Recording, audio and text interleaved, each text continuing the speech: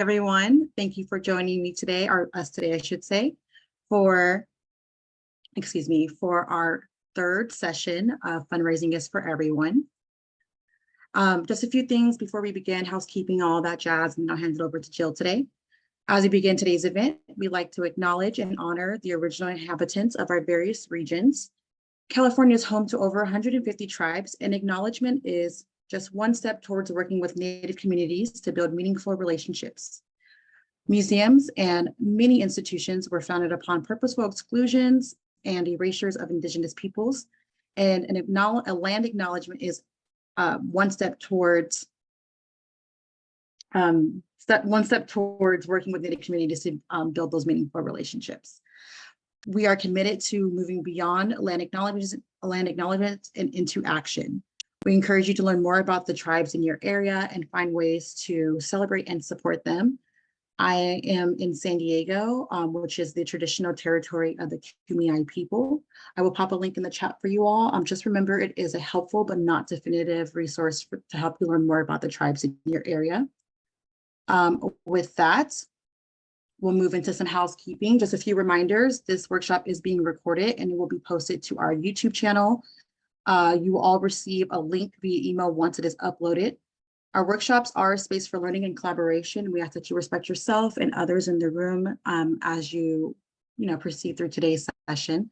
The chat box will be open throughout the session. Please feel free to interact with each other there. You can also ask questions in the chat box, and you are welcome to also send me chats discreetly so that you can ask a question in an anonymous way. And live captioning is available for a good portion of this session. And if you have any technical issues, you're welcome to send a chat to me, or you can email me at engagement@calmuseums.org. With that, I'm going to pass it over to Jill. Jill, the floor is yours. Hi, everyone. Nice to see some of you who I saw last week, and some of you I think who were in our first session, but not the last session. So it looks like it's a smaller crew today, but I'm glad you're here. And today I feel like we're kind of jumping into what most people think of when they think of fundraising. Okay, so yeah, so today I think of as the nuts and bolts of what a lot of people think of when they think of fundraising. It's looking outward. Lots of people think of fundraising as an outward facing activity. But for me, so I think of two things when I think of what it means to look outward. So I am thinking about the process of how we take what we know from looking inward to hopefully eventually bringing in the right time, talent, and treasure via new supporters, so new folks. I'm also talking a bit about cultivation and relationship building for those who are already in our orbit. But can we go to the next slide, please?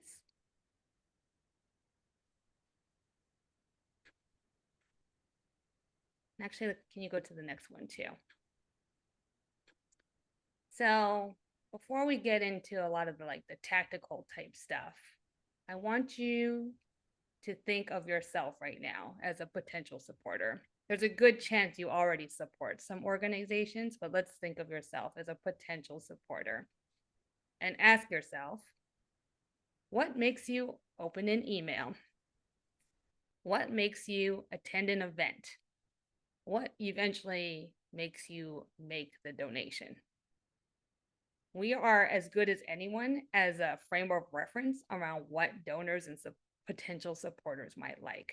So if you ever feel stuck, I would suggest going to these questions and think about what has worked on you, because probably they have worked on someone else too.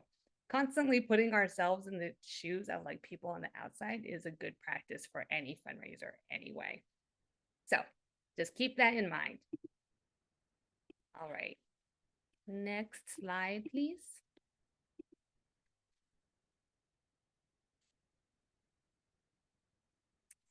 So whether we are thinking about connecting with potential donors, supporters, cultivating current supporters, We always need to take time to gather information to best inform what comes next. Sometimes we might work a little bit backwards, but even if we have a goal in mind, the information we gather will help develop the appropriate strategies. Can we go to the next slide? I know this is hard to see, but this is an image that I like to refer to, and I will send it to you later too. So there are a few ways to get information on these folks, these magical folks that we want in our world. And I think of this typically in like two buckets. So the first big bucket is we gather information on people from people. And the first people I usually go to is staff. So if you have someone in mind or you're trying to cultivate someone, go to the people in your organization first. It's the least risky place to go. If you have an executive director, if you have a staff member, if you have someone who stares at mail and answers the phone all day, these are all good people to go to and say, hey, have you met this person? Can you tell me a little bit about them? After you go to staff, I would say if you have a relationship there, if you have contact, talking to your board would be another good group of people to chat with. Especially if you're like the director of development or something like that, that probably has like more regular contact with your board. Your board are theoretically an extension of your organization and outward facing almost all the time. So I would definitely go to your board and ask these kinds of questions. And the last group of people is a big bucket, but I would just call them like other supporters. So this could mean other donors. This could mean community members. This could mean partners. There's a fine line between like this being appropriate and not. And I would say it all kind of depends on your relationships to these folks. If you have a close relationship with another donor, if you have a close relationship with another partner, it's not a bad thing to ask these folks. It would be awkward though if you just started off a relationship by starting in this place. So I would not recommend that. But if you have a close relationship to any of these parties, there's no reason not to ask these folks about other folks that you're trying to bring in further. This image that I refer to, this image that you probably can't read that well because there's teeny tiny print on it. I call it an onion. It's always been an onion in my head. I don't think that's an official term, but nevertheless, I think of this as one way to think through the different folks in your nonprofit's orbit. So it starts with the inner circle. That's the one right in the middle where it says like you staff board. And then it kind of goes all the way out into people that you may not have contact with. But this is just like one way to also think about like who is in your world, who is in your orbit that you can potentially connect with to better understand who you're trying to get to. Also, I like this image because it starts with the inner circle, you know, like, and in general, for most fundraising, you have the most impact on your inner circle, right? That includes you. It includes people that are very close to you, and then you work out. I've heard so many people get into fundraising. They're like, oh, I want to get to that high net worth donor. Do you have any connection to them? Which level of this, which layer of this onion are they at? Are they way up there at the broader public level, or are they somewhere in this onion that's closer to you? You're gonna have more luck getting to folks that are closer to you. So always consider that before you're like, oh yeah, I'm gonna go reach out to Jeff Bezos. I mean, for many reasons, you might not want to talk to Jeff Bezos, but nevertheless, counting on him for a donation is going to be pie in the sky for a lot of folks because you don't have a relationship with him. So consider the onion before you make some steps. And also consider the onion as you think about how to garner new information. So after you talk to your people, the next step I would say is to start looking at your data. Okay, thank you. So data comes in all ways, shapes, and forms. These are just a handful of bullet points of where you can get data. Hopefully you have some kind of place where you keep your information, whether it's a CRM or an Excel spreadsheet. I would always be scouring that. If you're in fundraising, that should be like your best friend. So look in your CRM. If you do focus groups, go back to what you learned from those focus groups. If you've never done a focus group, maybe it's time to do a focus group. This is a great way to get new information about what's happening in the world right side out of yours. One of the times when I worked in affordable housing, we did a focus group specifically with people in the financial sector. And it was a great way to understand some of their concerns, for example, some of what was like going through their day to day when they had to make decisions about if they were going to give a grant or a contribution or whatnot. And just to get everyone around the same table really helped us steer some of our strategies down the line. General feedback. Most people are pretty happy to share their thoughts. If you get general feedback, one, record it, and two, heed it. Pay attention to what's being said. Over time, you will probably start noticing some trends and some threads. Open rates on emails. So this is data that can fall in the like, oh, I will look at this at some point. Looking at what people open, if you have an email list or a newsletter, really helpful information in steering how you start reaching out.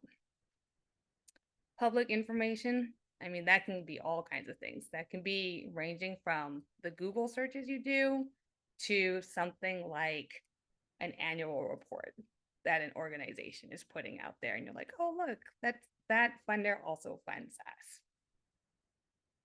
Social media engagement is really helpful.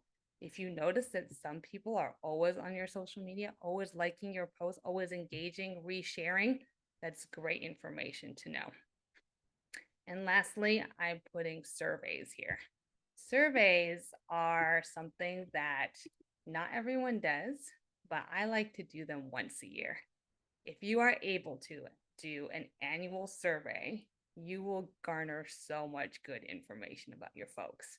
Whatever information you get from a survey, you can apply it to people that are outside of your information, outside of your organization too. So I would definitely consider doing a survey at some point in time. There's no reason to guess this work when there is data in front of you. So do what you can to get the data. Plus, as we mentioned in like our first session together, if we start guessing, we can fall into what our biases are saying. So let's move away from the biases and look to the data. So in addition to your people and your data, there is another bucket that is similar, but a little bit on the outside, and that's research. So research should be done all the time, I think, as a fundraiser. There are always things to be considered when you are doing fundraising. I'll give you an example. I was working with someone who was new to fundraising, brand new, so this is no fault of her own, really. But she lived in the Bay Area, and some of their big corporate funders were in tech. And at that point in time, when she was joining the nonprofit world, she was charged with planning an event for some of these tech funders. It just so happened that there was a whole bunch of layoffs happening at the same time in the tech sector. And she did not know about this. And so she went into some meeting with like Google. Chipper, how's it going? How's everything great? Not really acknowledging anything about the fact that they had just laid off like a whole bunch of people. If she had done some research before, probably would have taken a slightly different approach. So this is a little bit of a don't do what this person did, but it just points out why we should always have an idea of like what's happening in the world. You can't know everything, but just keep it in mind. We are dealing with people, we're dealing with real things, and what's happening in the world definitely affects their giving behavior. So onto this. Okay. So some of the research that I always kind of keep in my head, like that, like I usually try to set aside like an hour or two of my week on this kind of stuff. So knowing what's happening in the community, especially if your work is very like locally focused, you should have an idea of like what are the needs of this community? What are the stressors in this community? When I worked in affordable housing, it just so happened that gentrification was becoming a huge issue in the community. So having an idea of like what people were facing was really important to my ability to fundraise in that community too. Broader global trends need to be considered. Like it would be silly to do fundraising and not acknowledge the reality of the fact that we are in election season. You have to know if there's like a pandemic, an election. Are there major global conflicts going on? The answer is probably yes. If you're in the middle of an economic downturn, you should have an idea of these things. And I put underneath this particular bullet some of the things that I've looked to in the past. There's obviously an endless list of things that you can go to, but I'm almost always reading something that's like a New York Times, like a more international focused journalistic source. I often look into the census too, especially if a newer census has come out. And things like the World Economic Forum publications can be really helpful. They all have their biases, but altogether it can give you an idea of like what's happening on a global scale. And then lastly, I would mention that it's good to know about some philanthropic trends.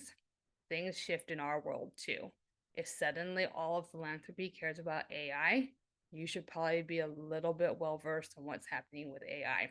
When crypto was like the thing, I had to spend some time on understanding what on earth people are talking about if they're talking about crypto. So I just put a few things here. SSIR is the Stanford Social Innovation Review. Really good reading there. Chronicle Philanthropy and Giving USA. Giving USA is something that comes out every year. So right now, I'm looking at analyses of Giving USA that happened last year, but I always try to read the next one that's coming up. And it can give you some information like, oh, online giving is going down, but bequests are going up, for example. I would always consider these things because it can craft how you go about and ask. One last thing before I move forward. A lot of what I'm sharing right now is assuming you have some prospects. This is all going to be a little bit different if you don't have any prospects or you're trying to build an organization from scratch. I actually love segmentation. I'm like such a fundraising nerd. So what segmentation is it's the process of separating out your supporters into segments, into groups of people, usually based on common activities, characteristics, demographics, habits, qualities, etc., etc. A segment can be pretty much anything, but certain segments are going to make more sense to your donor pool and to your organization. So after we gather all this information, we start segmenting. I'm going to actually, can you go to the next slide? So why do we segment? It's really these two reasons. There's efficiency and efficacy. Efficiency means that it allows us to focus on what really matters. You cannot focus on every donor. You just can't. So this allows us to focus. And it also, it builds the awareness of your organization for certain segments better. So just like with a brand in the store, if organizations or people or funders know who you are better, you can usually accomplish more. Efficacy refers to being effective. So the more personalization you do based on your segments allows for better results. And it's also better relationships because you're not spreading yourself as thin.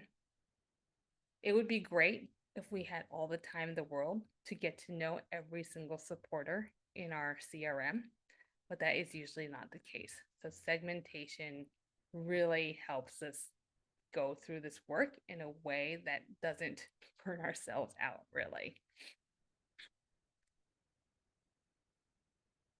So one of the things that I think is really important also is that everyone's going to have different segments. Like just because you have certain segments and one job, and if you switch to a new job, doesn't mean you're necessarily going to have the same segments. Segments are very personal to an organization. So some of the segments that you might consider, and this is just a beginning list because this can also go on forever, you might segment out long-term donors, and you can determine also what you consider long-term. 5 years, 10 years, 1 year, it really depends. Your largest donors, most people segment out their major donors, and a major donor also depends organization to organization. I often segment out sustainers. So those are people that give on a monthly basis. And this could be a certain amount, or it could just be anyone who's giving on a monthly basis. I like to segment depending on frequency also. So that might be, I might have a segment dedicated to people who only give me during the year-end campaign, for example. If I am a museum, there's a very good chance I want to break out my members. If I'm a school, I might want to break out my alumni. I might want to segment out people who go to events or are actively going to events. Maybe that's all they do. Maybe they just come to events. I like to break out people in certain age groups. So for example, that might mean maybe I have a segment that's all students. It can really make sense to break out students. It could be geography. It could be age groups. It could be people who are connected to the CEO. It could be people who are connected to the board. It could be connectors, you know, like the type of donor that just seems to know everyone in the world, those kinds of folks. It could also be people that are VIPs of sorts. So maybe they have some kind of like name recognition in the community. And under that could be politicians, celebrities, et cetera, et cetera, et cetera. Yeah, you can be really creative when it comes to segmentation. One of the segments that worked really well for an organization that I was connected to was people that were caretaking. So this referred to maybe it was a parent on parental leave, or maybe it was someone who was just charged with caretaking as like the main part of their job, which meant lots of them couldn't come to like evening events, for example. So it was offering these folks Zoom options and also meant doing things like during the day. And this particular segment was really grateful because they're like, no one ever thinks of us. So segments can come in all ways, shapes, and forms. And like the slide says, remember that if you have a segment that you decide on, define it, because it can really vary from person to person, organization to organization. Like people are going to have different definitions of what a segment is based on their own reality. So some things are crystal clear, like you can't really switch a segment around like age, for example, or a zip code. But a major donor, for example, can vastly be different. Some organizations say a major donor is $500. Other organizations, it could be $25,000. So just be clear on it and write it down somewhere. Get it out of your head. Just across the board. Anything like this, get it out of your head and put it down somewhere where others can like refer to it. Okay.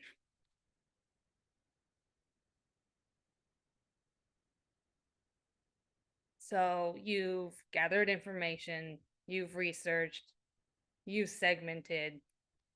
It's time to like start moving here. You can do this stuff forever, but you cannot. You should not. So in one of our earlier workshops, I mentioned the ABCDs.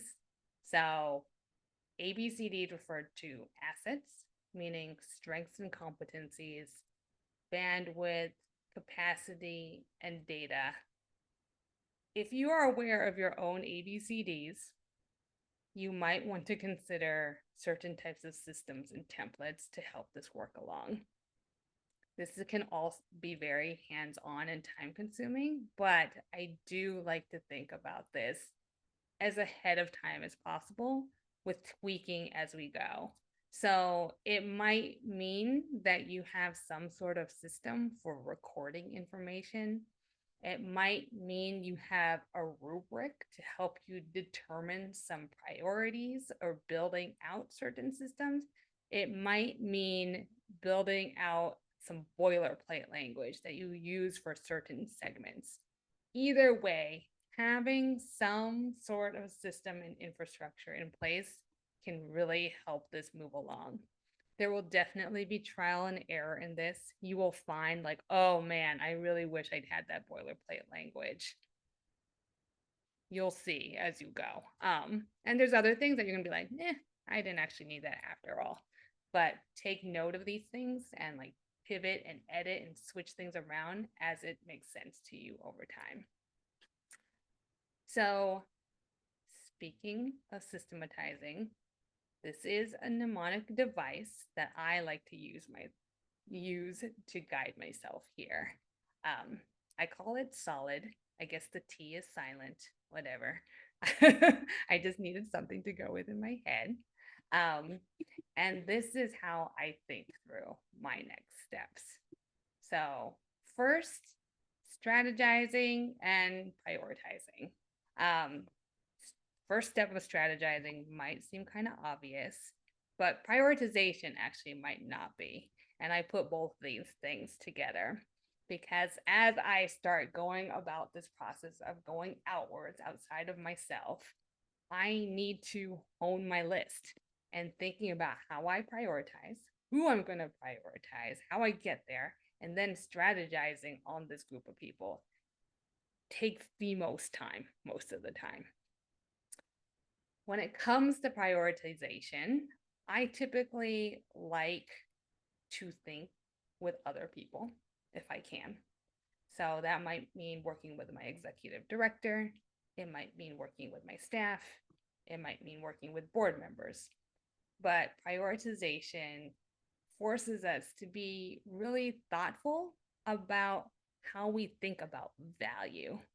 And in this case, it's really helpful to have some outside headspace coming into the picture because this is one of those things where your biases can really take over. Like, who do we value?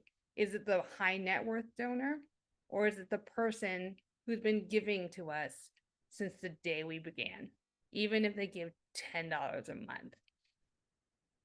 Getting people to fill in the blanks on some of this stuff, I think is really critical. So spend some time in the prioritization place so that you can be really thoughtful and mindful of how you're thinking about value. The next step is outreach and connecting. Maybe obvious, but I also want to point out that this can also be very time consuming. It's sometimes easy to fall into this space of like, well, I did all this work. I read all the research. This should be easy. Maybe it should be, but this can also be very slow. As you have probably known, you send an email out, you get no response. You send another email out, you get no response. You make a phone call, you send a postcard, you send a text message, you get no like it can go on like this for a while. I would also say that at some point you need to cut yourself off and you should have a designed limit there. Maybe you're like, I'll give it 3 tries and that's it. And then they're like bumped off the list for a little bit. Nevertheless, I think making sure you set aside enough time for this process is really important. The next step is listen and learn. So once you have a chance to actually connect with someone, you need to learn from this. There's a good chance you're not going to be asking for a gift right off the bat. But your job first is to listen. And I'm going to say listen first because that is a big part of our jobs, and to learn as much as you can. There are obviously going to be situations where you can make a solicitation right off the bat, but most likely you've been building on that relationship for a while. So I say the most important part, the most important takeaway from this portion is to listen and learn. The next step is to implement and follow through. And what this is referring to is saying what or doing what you said you would do in that meeting. So this could be as simple as you had a meeting and the person is like, okay, well, can you send me a one-pager after this? I would love to take a look at it. Make sure you do what you said you would do. This is ultimately how you build credibility with a potential donor. If you do not follow through, they'll be like, just another person that doesn't follow through in the world. Moving on, right? You sometimes have just like a small chance to make your credibility known. So take the notes, put it in your tablet, put it on your phone, whatever it is, and that's totally fine. Like, you don't need to memorize these things, but make sure you do what you say you were going to do in that meeting. The next step is to document and assess. So that's just building off the one before. If you learn critical things in this meeting, which hopefully you will, write it down. I don't care if it's in a Google Doc, on your own tablet, or a CRM. Ideally, it's on something like a CRM that lives past you. But make sure you document every single thing you learn. You don't want to send someone who's in your place 5 years from now, for example, to start from brand new, right? Make sure you document. And then finally, I will say, is thank and acknowledge. A huge part of fundraising is thanking people. It's thanking people, acknowledging them for their time, for their money, for their skill sets, whatever it is. You just thank people as much as you possibly can. When you send a thank you note, I would also say to acknowledge and be as specific as possible. If someone meets with you and gives you some really good intel on something, say it out in the thank you note. Thank you for making the introduction to that blah blah person at Google. This will be so helpful for me as I build out my corporate strategy. It really shows that you were listening and you were present in the work.